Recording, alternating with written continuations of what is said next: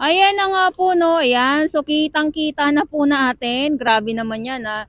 Kitang-kita talaga natin dahil ay sobrang low tide na naman po ngayon. Itong mga katahungan na ito. So, nandito tayo ngayon sa may Manila Yacht Club. Yes, good morning po sa inyong lahat.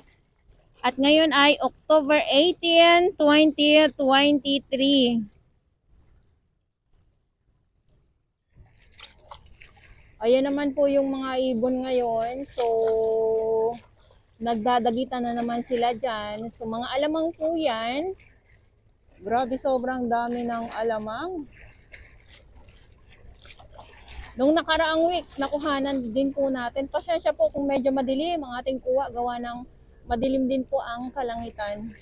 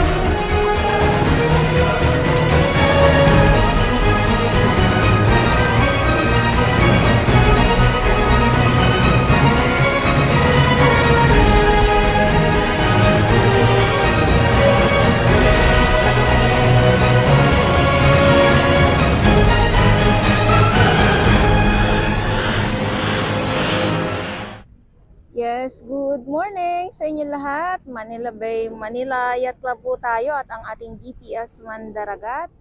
Good morning po sa inyong lahat at ngayon ay October 18, 2023. At ito yung sitwasyon ngayon dito sa Manila Yacht Club. At kung mapapansin nyo po, no, medyo iba yung kulay ng dagat. Gawa nga po ang daming mga alamang. So muli, nagpasiklam muli yung mga alamang ngayon dito sa Manila Bay. At sa mga baguhan, yes, welcome sa channel ni Miss Jelani Dorabels. Mahalin niyo po ako ng buong buo. Yun ay hindi galing sa ilong ng maasin. Pero sa Juan, ayan, so usaping Manila Bay, andito ang ating DPS Mandaragat at doon sa kabilang side sa Dolomite San, andun ang ating Stero Rangers ng DENR, MMDA at syempre sa ating mga volunteers. Maraming salamat po sa inyo at ang ating mga security guard, yes, at ang ating mga kapulisan na patuloy po nagbabantay, ang ating mga marshal. Ayan, so grabe dun sa unahan. Ang daming mga ibon ngayon, gawa nga ng sa mga alamang. Sobra, at dito kung mapapansin nyo, may mga iilan na naman po ng mga dumadayo, bumabagsak ang mga water lily. At gulong-gulo na naman po yung ating mga ibon, talagang piyesta kung piyesta sila. Dahil hindi lang po sa mga alamang, pati sa mga isda. Ayan, mga isda. At ipakita ko lang po sa inyo yung ating view ngayong umaga. Ayan o. So, ito naman, oy, kundi na lang talaga patuloy na kumukonte ng kumukonte yung mga basura dito sa Yacht Club.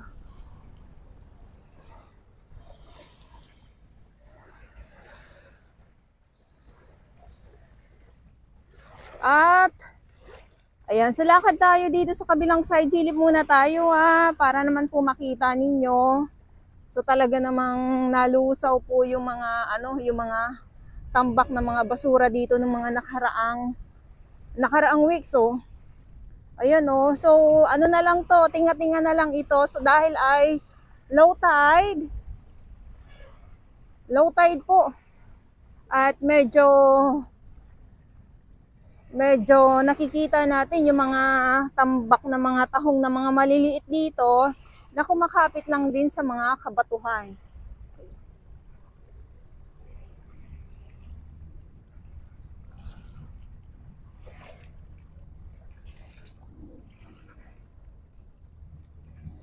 Ay, grabe. So, minsan, nandito yung ating mga, yung ating mga Manila Bay Warriors. Dito naman sila sa kabatuhan, nakikipagbuno sa mga basura. Ayan, so silip tayo dito.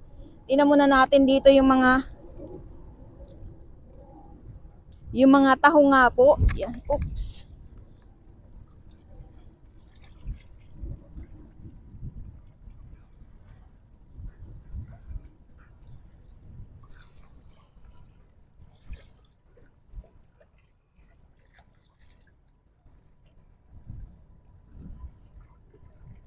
So, nandito tayo sa may breakwater na talaga naman.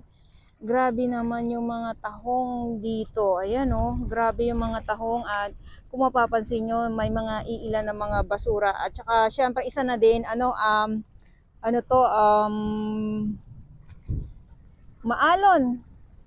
At gawa nga po yung sama ng panahon na naman, ayan, dumilim na naman bigla.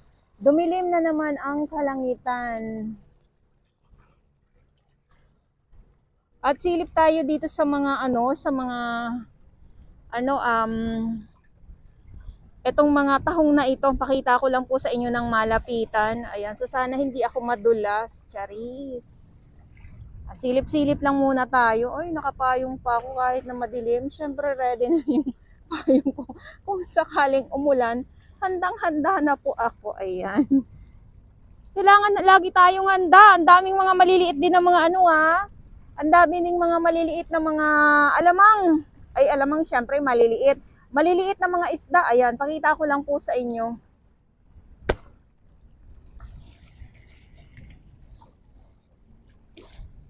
Basta lahat ng makikita natin ng mga kabatuhan dito ay talaga naman punong-puno.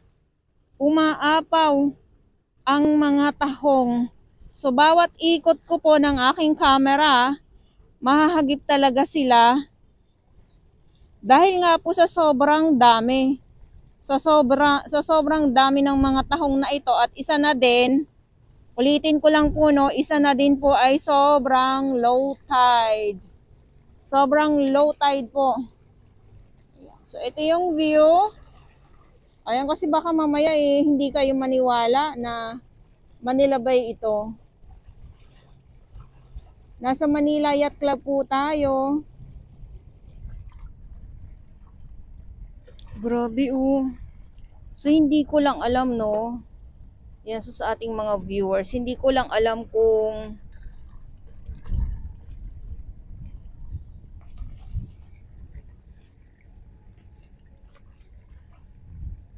ayan na nga, so dahil ay nakatungtong tayo dito sa mga kabatuhan, ito yung ating masasaksihan na naman or makukuhanan na naman po. Talaga naman napakadami. Ikot ko lang kayo para makita nyo naman. At dito din, ito mga mga ay lumalakas ang alon. Ito din ay mga talaba. Ayan o, kita nyo po yan mga talaba po yan. So, sobrang low tide, kaya nakuhanan po natin sila ngayon. At dito sa taas, grabe, ayun oh.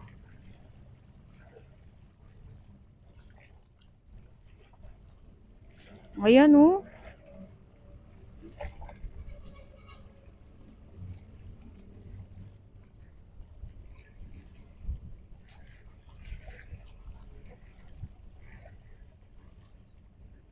Ang dami.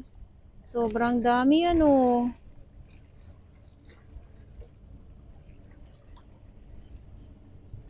Ikot ko pa kayo. Ay! Lumakas ang alon. Ikot ko pa kayo dito sa kabilang side.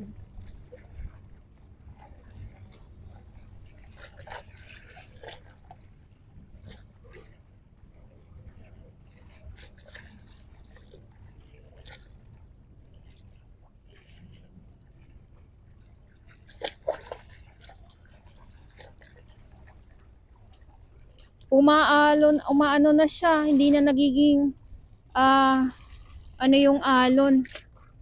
Kumbaga, medyo masama na yung loob niya. Ay, ito ang laki nito oh. Gusto kong buksan tong mga ano na to. Kung meron tayong makitang talaga, laman. Ayan oh, ang laki nito oh.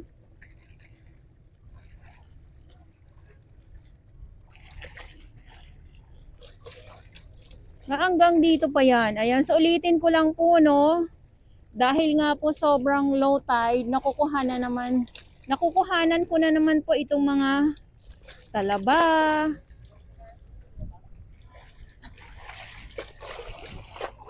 tahong, yung mga ganyan. Ayan pa oh.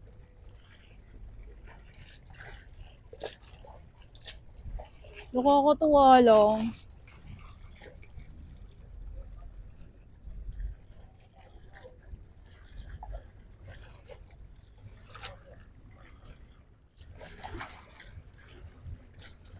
Umaatras ako kasi baka mamaya biglang lumakas, tapos tayo tayo ng alon.